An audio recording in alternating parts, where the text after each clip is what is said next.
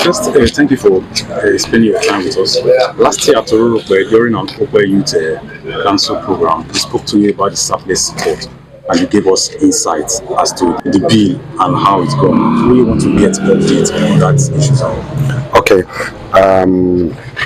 thank you very much for having me and even remembering me what we discussed about the port. I think that was the first motion I made on the floor of the House, that government needed, as a matter of urgency, to give administrative approval for the operations, commercial operations of Sapele Port, Warri Port, Cocoa Port, Rero and Benedict Port.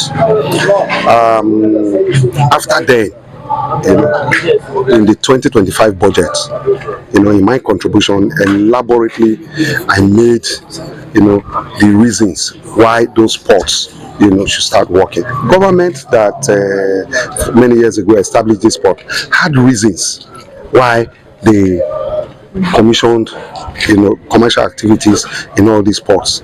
It is good. No country can grow without porting activities.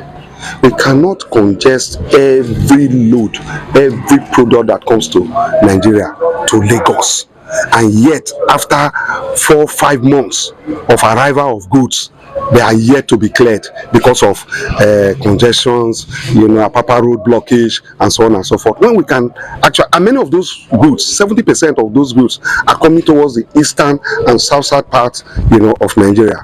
When indeed a port in Warri, Sapele, can reach the eastern part of the country within, few hours, of betting. Here.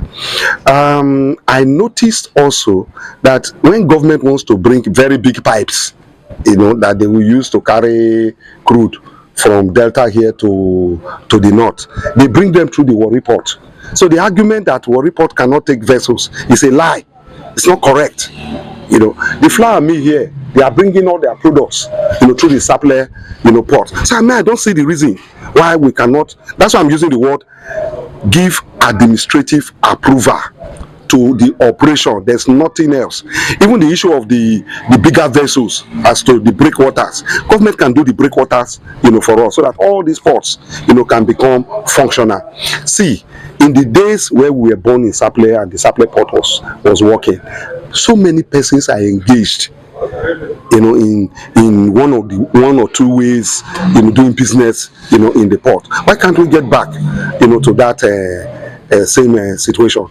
But luckily, I met the MD of the MPA, in one occasion, and we discussed on this same matter, and I'm happy. If you may recall, the deputy speaker who presided over the arguments on the budget, did say, that Nigeria should do something about the ports, and that they jokingly, and he was serious about it, added Onitsha, port, to it. I'm happy that government is looking along that line.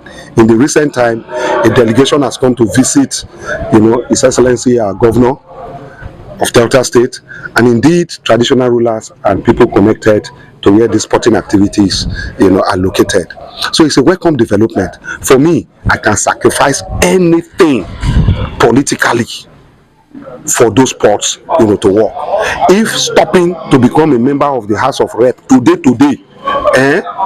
for the ports to work, I would rather choose to allow the ports, to work than continue as a member, of the National Assembly. So it's a joy to me, hearing the good news. It might take some time, but I beg government, I plead with government that they should expedite action on the workings of the ports so mentioned, in my page.